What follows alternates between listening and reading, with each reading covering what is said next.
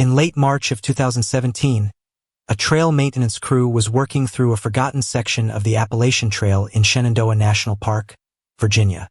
They were clearing out structures that hadn't been touched in decades. Relics from when the trail system was less organized, less regulated. The last item on their demolition list was a wooden outhouse near an abandoned shelter, so far off the main trail that it didn't appear on modern maps. When crew leader Tom Hendricks positioned the excavator's claw and lifted, the entire back wall collapsed inward with a sound like breaking bones. What he saw through the settling dust made him kill the engine. A shaft of morning light cut down into the pit below, illuminating something that shouldn't have been there. Human remains. A skeleton lying face up at the bottom, both arms bent upward, hands reaching toward the opening above. The skull was turned slightly, jaw open, as if frozen mid-scream. Tom climbed down from the cab and stood at the edge, staring. After 20 years of trail work, he'd seen a lot. But this was different. This wasn't some forgotten casualty from a century ago. The synthetic fabric still clinging to the bones told him that much. This was recent. This was someone who'd been searched for. Her name was Katie Morrison. And for 6 years, everyone who loved her had been asking the same question. Where did she go? Before we dive into today's vanished story, drop a comment letting us know where you're watching from, and make sure to subscribe to Seek Stories for more mysterious disappearance cases. Katie Morrison was 26 years old in the fall of 2011, and she was living her dream. For 2 months, she'd been through hiking the Appalachian Trail, documenting every mile on her travel blog Katie's Wild Path, and a growing Instagram account that had attracted 12,000 followers. She wasn't just another hiker with a camera. Katie was deliberate about this journey. She'd spent 2 years planning, studying maps, researching gear, training on weekend trails near her home in Asheville, North Carolina. Her friends described her as fearless but smart, someone who took risks but never stupid ones. Her boyfriend, Josh Emerson, said she was meticulous about safety. She carried a satellite GPS tracker that shared her location with him in real time. She checked in every 3 days without fail, either by text when she had cell service or via the GPS device's messaging feature when she didn't. They had a system and Katie never broke it. She wasn't reckless, Josh told investigators later. Katie respected the trail. She knew exactly what she was doing out there. On October 14, 2011, Katie posted what would become her final Instagram photo. It was taken at Big Meadows in Shenandoah National Park. Her standing on a ridge, backpack straps tight across her shoulders, autumn colors blazing behind her. The caption read, Mile 931, feeling strong, pushing to the next shelter tonight. The colors out here are unreal. This is why I walk. One commenter wrote, Stay safe out there. Katie replied with a thumbs up emoji and a heart. That evening at 6:47 p.m., she texted Josh, At shelter. Quiet tonight. Just me and the trees. Love you. He responded 11 minutes later. Love you too. Don't let the bears eat you. She sent back a laughing emoji. That was the last anyone ever heard from Katie Morrison. When she didn't check in the following evening, Josh figured it was poor cell reception, common in that section of trail. When she missed their planned call on the third day, he started to worry. They had an agreement. No matter what, she'd find a way to check in every 3 days. On the morning of October 18th, day 4, Josh pulled up the GPS tracker app on his phone. Katie's last recorded position was from October 14th at 7:13 p.m. Since then, the device had gone completely dark. No movement, no signal, nothing. Josh called Shenandoah National Park with his hands shaking so badly he could barely hold the phone. The official search operation launched within hours. Shenandoah Rangers coordinated with Virginia Search and Rescue, bringing in tracking dogs, a helicopter unit, and more than 40 volunteers who knew the trail system intimately. They started at the shelter where Katie had sent her last text, an old 3-sided wooden structure tucked into a hollow about 8 miles north of Big Meadows. The shelter log showed Katie's entry from October 14th in her neat handwriting. Day 47. Katie M. From Asheville. Grateful for this beautiful evening. Onward. But something was wrong.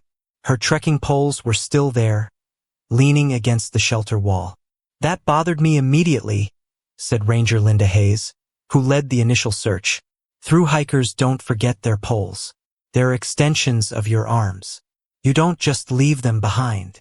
Search dogs picked up Katie's scent heading north from the shelter, following the white blazes of the Appalachian Trail. But after about a mile and a half, the scent vanished. The dogs circled, confused, unable to pick up a direction. It was as if Katie had evaporated mid-stride. For 3 days, helicopters swept the area with thermal imaging.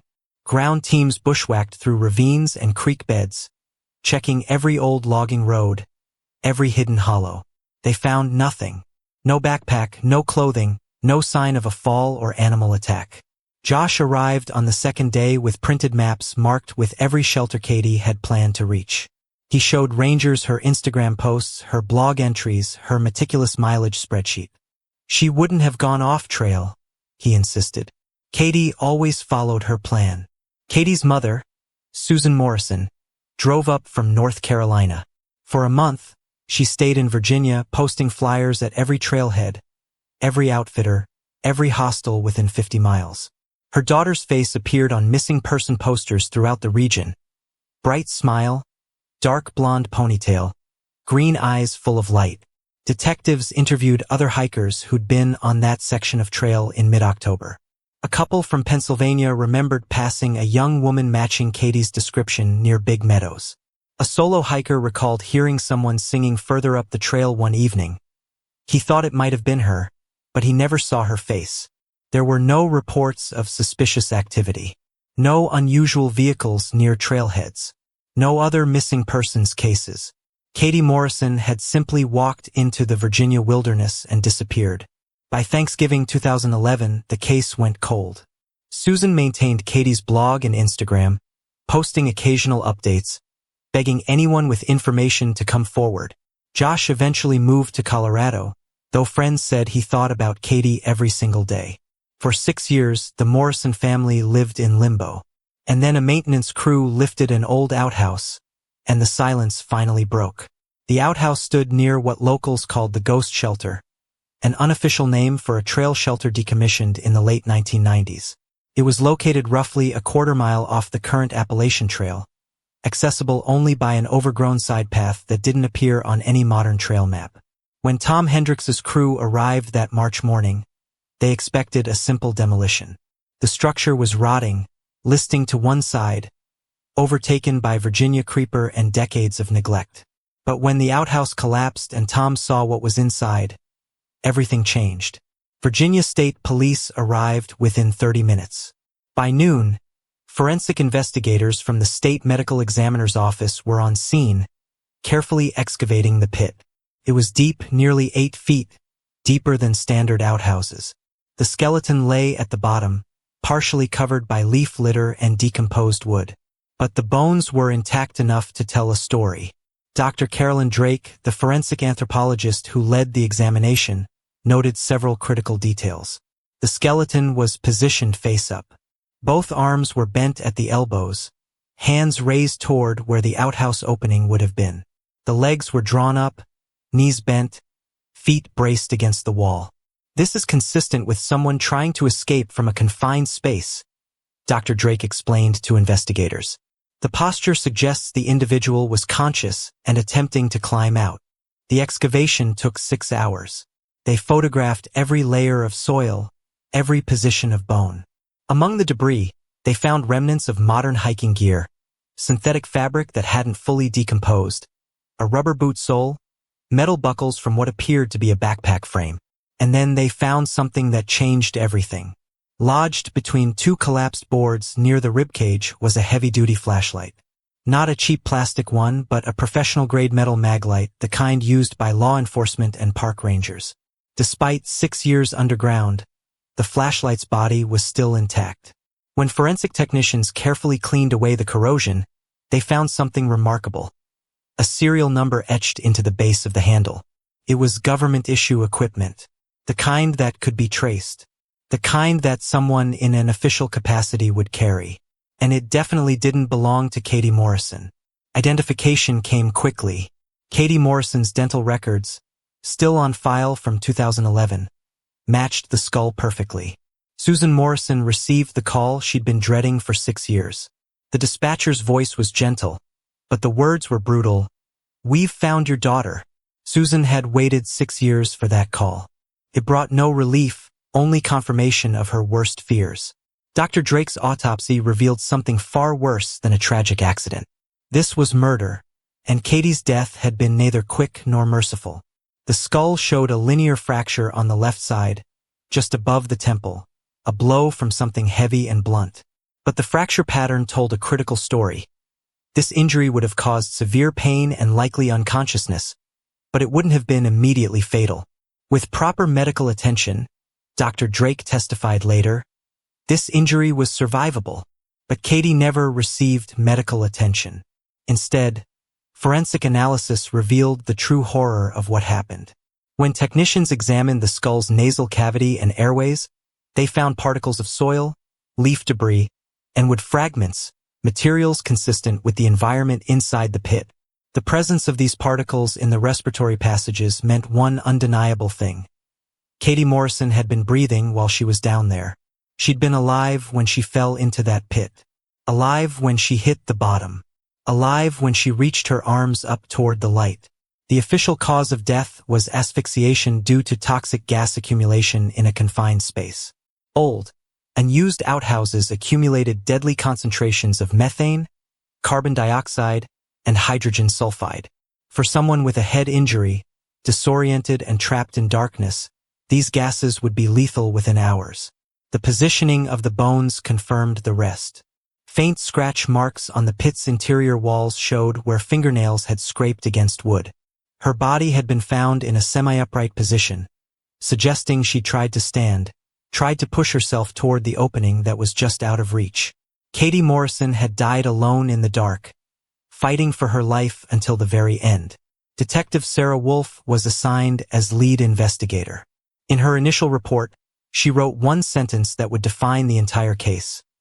The victim was conscious, injured, and left in a position where she had no reasonable chance of escape. Someone put her down there knowing she was alive. And someone walked away. The question was simple and terrible. Who?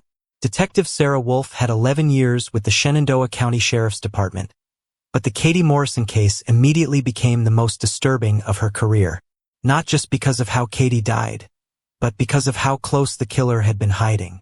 The flashlight was the key. Forensic technicians photographed the serial number and sent it to the National Park Service's Equipment Division. The response came back within 72 hours. The maglite had been issued to Shenandoah National Park in 2009 as part of a bulk equipment order. Each flashlight was assigned to a specific employee through the park's inventory system. The serial number from the pit-matched equipment signed out to Park Ranger Brian Garrett on July 15, 2009. When Wolf pulled Garrett's employment file, the timeline made her stomach drop. Brian Garrett had been terminated from the National Park Service on September 2, 2011, 6 weeks before Katie disappeared. The reason? Theft of government property and financial misconduct. According to internal investigation reports, Garrett had been systematically stealing park equipment for over 2 years, GPS devices, camping gear, ranger uniforms, handheld radios, even solar panels from remote facilities. He'd been selling items through online marketplaces, pocketing more than $50,000. When a routine audit uncovered the discrepancies, investigators traced much of the missing equipment back to Garrett. He was fired immediately, but here was the critical detail. Garrett never returned his issued flashlight. It was listed as missing on his termination inventory. Wolf requested a full background check. What emerged was a picture of a man in freefall. Born in Waynesboro, Virginia, Garrett had worked for the Park Service for 8 years. His first 5 years showed solid performance reviews, dedicated, knowledgeable, professional. But starting in 2009, everything changed. Reviews noted he'd become withdrawn, defensive, increasingly unreliable. His personnel file included 2 formal complaints. In one incident, he'd allegedly shoved another ranger during an argument. In another, He'd been written up for verbally threatening a supervisor who questioned his expense reports. After his termination, Garrett's life collapsed. He filed for unemployment, denied due to cause. He applied for ranger positions elsewhere, rejected once background checks came back. Court records showed eviction notices, maxed out credit cards, and mounting debt. And then there was the warrant. In August 2011, 1 month before his firing, Page County had issued a warrant for Garrett's arrest on charges of receiving stolen property. A pawn shop owner had called police after Garrett tried to sell GPS units that still had Park Service asset tags attached. By the time police arrived, Garrett was gone. That warrant was still active in October 2011, which meant Brian Garrett was a fugitive when Katie Morrison walked into those woods. A fugitive who knew every inch of the trail system. A fugitive who needed to stay hidden. And a fugitive who knew exactly where the forgotten shelters were. While Wolf traced Garrett's background, her partner Detective Marcus Rivera was analyzing Katie Morrison's final photographs using technology that hadn't existed in 2011. Katie's phone was never recovered, but her Instagram and blog posts were still online. Rivera downloaded every photo from her final week and sent them to the Virginia State Police Digital Forensics Lab. Modern image enhancement software could now extract details from backgrounds that were previously invisible. The results came back on a Thursday afternoon. "Sarah," Rivera said when he called, his voice tight, "you need to see this." The photo in question was Katie's second-to-last Instagram post, taken October 13th, 1 day before she vanished. The image showed Katie on a rocky overlook, arms spread wide, autumn forest stretching for miles behind her. The caption read, "This view never gets old. Mile 923. But when forensic technicians enhanced the background and increased resolution, something appeared in the tree line approximately 40 yards behind Katie. A figure, partially obscured by branches, but definitely human. Male based on body shape, wearing dark clothing and a baseball cap. The figure was facing Katie's direction, standing motionless in the shadows, watching. She had no idea anyone was there, Rivera said. Look at her face. She thought she was alone. Wolf stared at the enhanced image. The figure was too blurry for facial identification, but the posture was clear. Someone deliberately staying out of sight, observing from a distance. Then Rivera showed her something else. Katie's final blog post, published the evening of October 13th. Most of it was standard trail journal content, but one paragraph jumped out. Had a weird moment today. Kept feeling like someone was behind me, but every time I turned around, nobody was there. Probably just paranoid because I haven't seen another hiker in 2 days. The solitude can play tricks on your mind. Still, I kept my bear spray close just in case. Tomorrow I'm planning to check out one of the old side trails, supposed to lead to an abandoned shelter. Might make for some cool photos. Wolf read it 3 times. She was being stalked. He was tracking her. And she told the entire internet exactly where she was going next, Rivera added quietly. They pulled up a topographical map. The old side trail Katie mentioned led directly to the ghost shelter, the same location where her body was found 6 years later.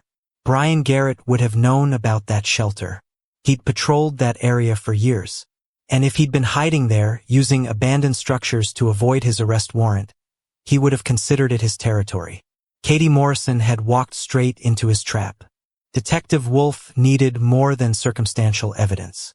She needed witnesses who could place Garrett in that area during October 2011, and she needed to prove he was capable of violence. Linda Hayes, the ranger who'd led Katie's initial search, remembered Garrett clearly. Brian was competent when he wanted to be, she told Wolf. But toward the end, he was paranoid. Accused other rangers of conspiring against him. There was an incident about 3 months before his termination. We were decommissioning old trail structures, including the ghost shelter area. Brian got really agitated. Said we should leave those places alone, that some structures should stay forgotten. She paused. At the time, I thought he was just being difficult. Now I wonder if he was already using that area. Another ranger, Thomas Webb, provided more disturbing testimony. 2 weeks before Brian was fired, I saw him near the ghost shelter. He wasn't in uniform, wasn't on duty. When I asked what he was doing there, he got aggressive. Told me to mind my business. He was carrying a huge backpack way too big for a day hike. I reported it, but nothing came of it before he was terminated. A clerk at a Waynesboro outdoor supply store remembered Garrett from fall 2011. He came in a lot, always paid cash, bought weird stuff. Not camping gear, survival stuff. Rope, tarps, water purification tablets. Store records showed Garrett made 7 purchases between September and November 2011, totaling over $800. For someone unemployed and facing eviction, that was significant money. Where was he getting cash? Rivera asked. Selling stolen equipment, Wolf replied. But that would have dried up after he was fired. The answer came from an unexpected source. Virginia Department of Game and Inland Fisheries Officer Raymond Cruz had been patrolling the Shenandoah area in October 2011. His log from October 18th, 4 days after Katie disappeared, contained a note. Investigated report of possible illegal game processing near Old Forest Service Road. Found evidence of recent activity. Blood traces, knife marks on trees, disturbed ground. No suspect located. Area near decommissioned trail shelter. When Wolf overlaid Cruz's location with their map of Katie's last known route, they matched almost perfectly. The illegal processing site was less than 300 yards from the ghost shelter. He was living out there, Wolf said, hiding in the woods, poaching game to survive, using that shelter as his base. But the witness who cracked the case wide open was Jennifer Carver, a woman who'd worked alongside Garrett at Shenandoah from 2008 to 2010. Carver had left the Park Service for a job in Nevada, which is why she hadn't been interviewed in 2011. But when Wolf put out a nationwide request for information about Brian Garrett, Carver reached out. I need to tell you something I should have reported years ago, Carver said, her voice shaking over the phone. She flew to Virginia to give her statement in person, and what she revealed changed everything.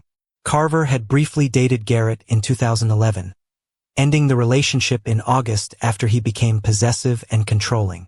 2 weeks after the breakup, Garrett appeared at the visitor center late one evening, agitated and pacing. He said they were trying to destroy him, Carver recalled. Then he said something I'll never forget. I know places in these mountains where nobody will ever find me. I could disappear tomorrow and they'd never know where to look. A week later, Garrett was fired. Carver heard about the warrant but never saw him again. Until October 16, 2011. I was doing a wildlife survey on October 16th, Carver told Wolf. 2 days after that hiker went missing. I was driving one of the Old Forest Service roads, the ones not on public maps. And I saw him. She paused, clearly struggling with the memory. Brian was standing next to a pickup truck I didn't recognize, parked off the road, half hidden by trees. He looked different, thinner, dirty, ragged. He was wearing civilian clothes, but he had a Park Service radio clipped to his belt. One of the ones that went missing. Carver had slowed her vehicle but didn't stop. Garrett noticed her, and their eyes met. The look on his face, she said quietly. It wasn't surprise. It was pure rage. She'd driven away quickly, heart pounding. When she got back to the ranger station, she'd considered reporting the sighting but talked herself out of it. I told myself it wasn't my problem anymore, that he'd be arrested eventually. I didn't want to get involved. But there was more. When I saw him by that truck, he was holding something. At first I thought it was a camping pack. But when I looked in my rearview mirror, I got a better angle. Her voice cracked. It wasn't a camping pack. It was a hiking backpack. Bright blue with gray straps. It looked expensive. Professional. Wolf pulled up Katie's missing person file. Her boyfriend had described her backpack as royal blue with gray adjustment straps. Osprey brand. Jennifer, are you absolutely certain about the date? Positive. October 16, 2011. It was a Sunday. I remember because I was annoyed about working weekends. Katie had disappeared on October 14th. 2 days later, Brian Garrett was spotted with what appeared to be her backpack. I should have said something, Carver whispered. If I'd reported it then, would they have found her alive? Wolf couldn't answer that. But she now had a witness placing Garrett in possession of Katie's property within 48 hours of her disappearance. There was one more piece of evidence to find. Based on Jennifer's description and Officer Cruz's report about illegal game processing, Wolf assembled a search team.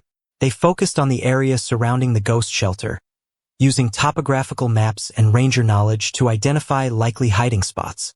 On the fourth day, about half a mile from where Katie's body was discovered, they found a collapsed lean-to covered in years of overgrowth. Hidden beneath it was a cache.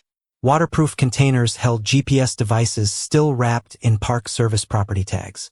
A duffel bag contained ranger uniforms, radios, and solar panels, everything consistent with Garrett's theft charges. But underneath that equipment was a smaller plastic bin.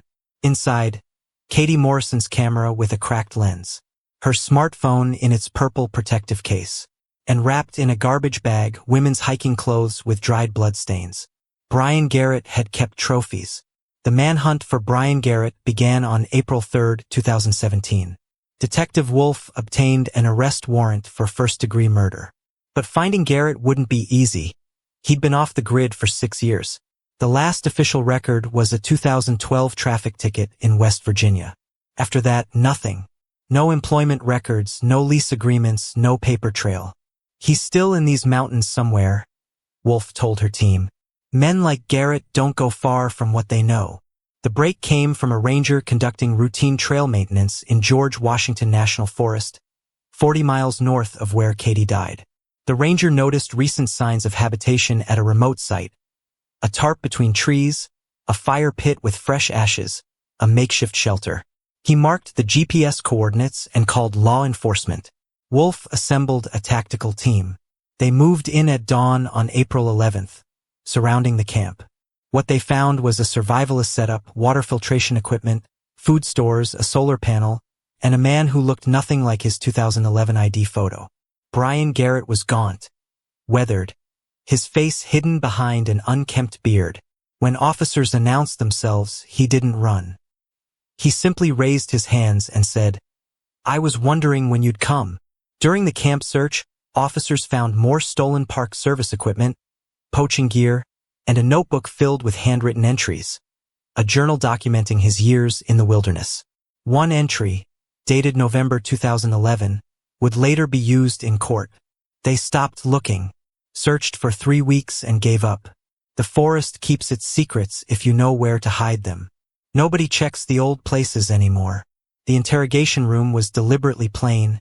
Gray walls, metal table, 3 chairs. Detective Wolf sat across from Garrett while Rivera observed through one-way glass. Garrett had waived his right to an attorney, which surprised everyone. Wolf opened a folder and placed a photograph on the table. Katie Morrison's smiling face.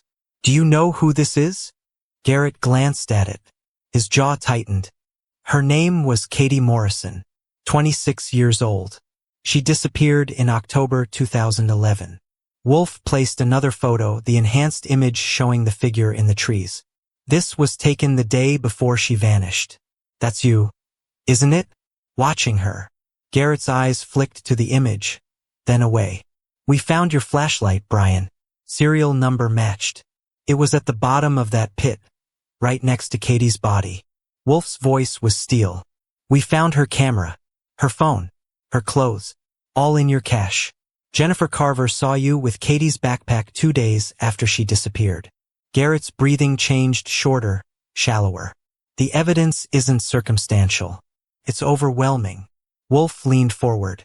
"What I need to understand is what happened that day. So I'm asking you directly. Did you kill Katie Morrison?" The silence stretched for nearly a minute. Then Garrett spoke, his voice rough. "I didn't mean for it to happen. Tell me what did happen," Wolf said quietly. Garrett finally looked up, his eyes hollow. "I was hiding out there after they fired me. After the warrant. I couldn't go back to town. I'd lost everything. So I went into the forest. I knew those trails better than anyone. I knew the places nobody went anymore." He rubbed his face. "I was using that old shelter, the ghost shelter. Nobody came out there. It was perfect. I'd been there for weeks, hunting to survive. I thought I could just wait it out. And then Katie showed up. I heard her before I saw her, talking to herself the way hikers do. She came down that side trail. He paused. I panicked. If she saw me, if she reported me, they'd come looking. I was wanted. I couldn't let her see the camp. So you followed her. Garrett nodded slowly. Stayed behind the trees, watched where she was going. She stopped at the shelter, started taking pictures. I thought maybe she'd just leave. But then she walked around back, toward where I'd been processing deer. His hands clenched. There was blood on the ground. Tools. She saw it all. She pulled out her phone. I thought she was calling someone. Police. Rangers. I just reacted. You hit her. There was a piece of wood from the shelter frame. I grabbed it and he stopped. She went down hard. Wasn't moving. I thought I'd killed her right there. Wolf's voice was ice. But she wasn't dead. Garrett's face contorted. I didn't know. Panicked. I couldn't think straight. I couldn't leave her where someone might find her, so I dragged her to the outhouse. The pit was deep. I thought. You thought you'd hide the body. Yes. Barely a whisper. But Katie wasn't dead when you put her down there. Garrett put his head in his hands. The forensic evidence proves it, Brian. Katie had soil in her airways. She was breathing down there. She was conscious. She tried to climb out. We found scratch marks on the walls from her fingernails. No. No, that's not. Your flashlight fell out of your pocket while you were standing over that hole. That's how we know you were there, watching her fall. Wolf's voice cut like a blade. Did you hear her when she woke up in the dark? Did she call for help? Stop! Garrett's shout echoed off the walls. When he looked up, tears streamed down his face. I didn't hear anything. I swear I didn't know she was alive. I put boards over the opening. If I'd known. Would you have done what? Called for help. Wolf placed another photo on the table. Katie's body as it was found, arms reaching upward. This is what happened, Brian. You let a 26-year-old woman die alone in the dark. Garrett couldn't look at it. After you covered the pit, you went back to camp. You kept her things. Her camera. Her phone. Her backpack. Why? I don't know. You went back to that cache over and over. Were you checking to make sure nobody found her? He nodded, barely perceptible. And when search parties came through, helicopters, dogs, volunteers, did you think about telling them where she was? Every day. His voice broke. Every single day for 6 years. But you didn't. No. The trial lasted 3 weeks.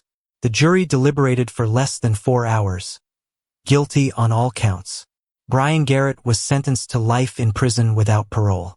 Katie Morrison's family was present for sentencing.